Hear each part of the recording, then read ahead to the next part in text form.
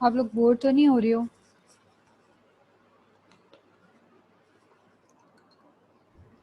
No, नहीं bore तो नहीं हो रहा। ओके।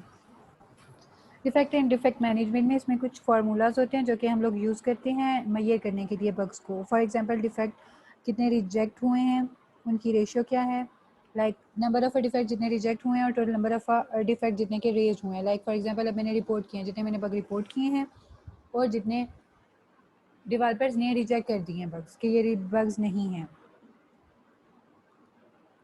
उनको मल्टीप्लाई करेंगे हम 100 के साथ, तो हमारे पास रिजल्ट आ जाएगा कि कितने बग्स थे। उसके बाद नेक्स्ट है डिफेक्ट लीकेज रेशो।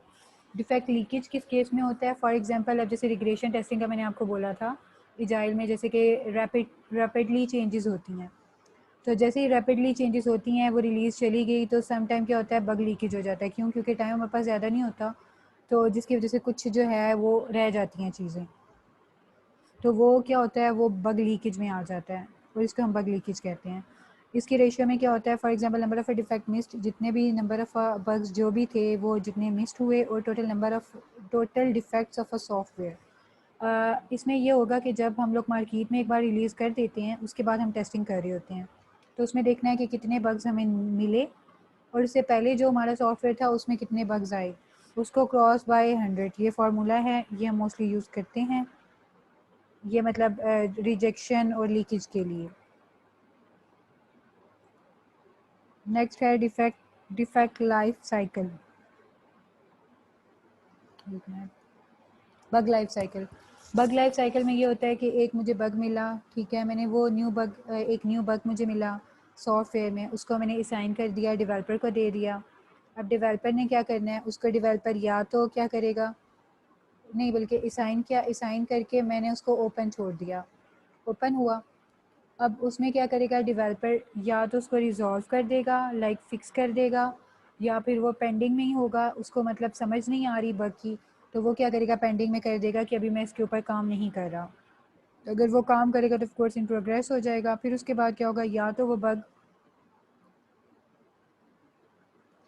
उसमें यह है कि उसने या तो वो बग जो है वो फिक्स कर देगा, अगर वो बग फिक्स कर देता है डेवलपर, उसके बाद वो दोबारा आएगा क्यूए में, ये क्या करेगा, वेरीफाई करेगा कि ये बग रिजॉल्व हो चुका है कि नहीं, या वो रीओपन कर देगा। रीओपन उस सूरत में करेगा जब वो बग दोबारा आ रहा है, तो वो रीओपन कर देगा, रीओपन करके वो दोबारा आएगा डेवलपर के पास, फिर वो जाएगा, या तो वो फिक्स्ड होगा या वो पेंडिंग में जाएगा, फिर उसके बाद वेरीफाई होगा, फिर उसके बाद क्या होगा, या तो वो उसको ओपन वो वेरी ठीक कर देगा उसको, मतलब लाइक फिक्स कर देगा, फिक्स करने के बाद फिर वो जाएगा क्यूए के पास, तो क्यूए उसको दोबारा देखेगा, रिजॉल्व करेगा, दोबारा उसको वेरीफाई करेगा, वेरीफाई करके उसके बाद वो उसका स्टेटस चेंज करके वेरीफाई कर देगा।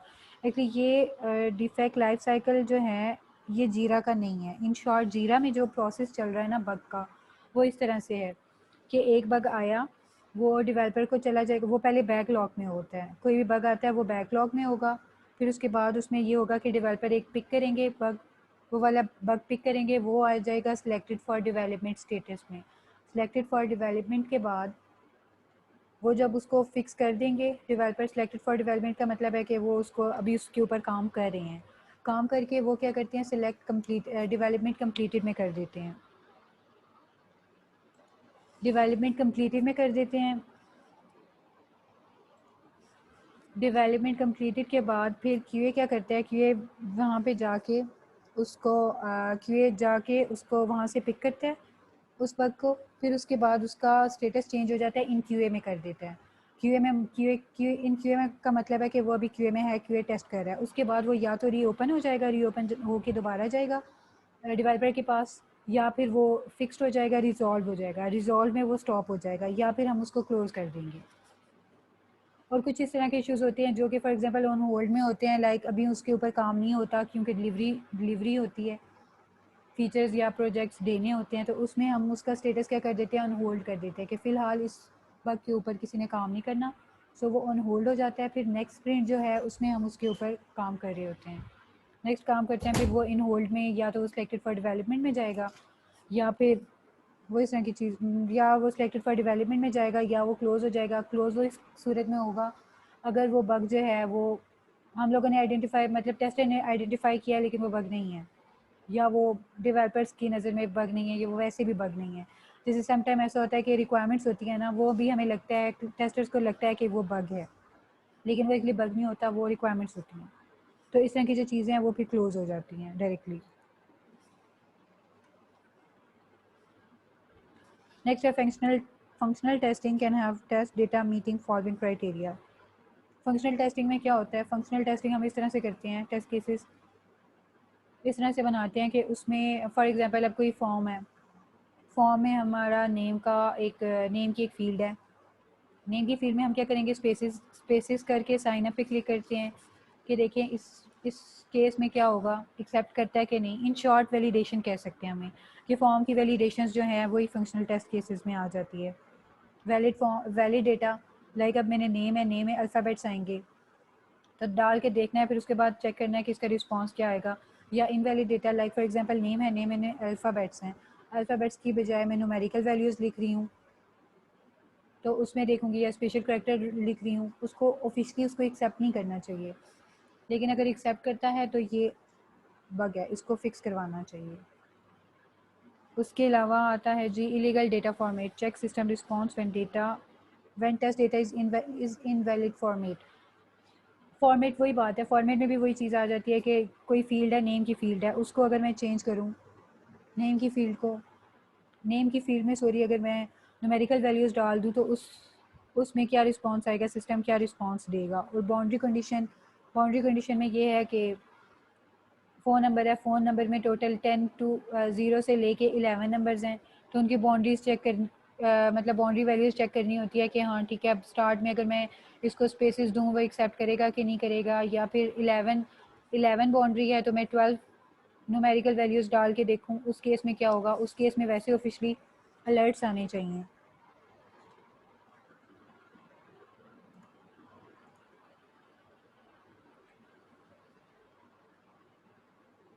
Test cases creation,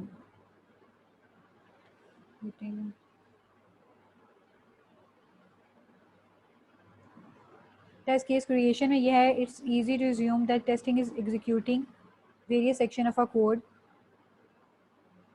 on an ad hoc basis and verify this result. But in real world, testing is a very formal activity and is documented in detail.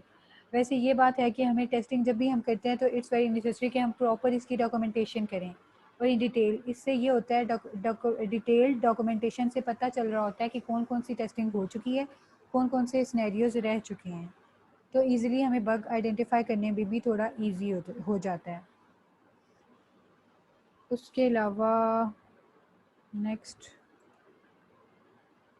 Different test scenarios हैं। Test scenarios आप लोगों में से कोई बताए test scenarios क्या है? What is test scenarios? कि हम इसको किस किस तरह से टेस्ट कर सकते हैं। टेस्ट सिनेरियोज में यही है कि हाँ कह सकते हैं आप टेस्ट कंडीशन, फॉर एग्जांपल एक है जी पेज, हाँ हम लोग टेस्ट सिनेरियोज में यही होता है। फॉर एग्जांपल साइन अप है तो उसको हम डिफरेंट एंगल से करके देखेंगे कौन कौन से पॉसिबिलिटीज़ हैं जिसको हम किस तरह से टेस्ट कर सकते हैं। अच्छा एक बात, अच्छा अभी मैं फ़िलहाल स्टॉप करना चाह रही हूँ, मीटिंग को थोड़ी देर तक करते हैं, इसलिए मेरी क्लाइंट के साथ मीटिंग है, ठीक है? तो मैं तकरीबन ओके। 15 टू 20 मिनट्स बाद बैक टू वर्क, ठीक है? Okay, okay. अल्लाह हाफ़िज़।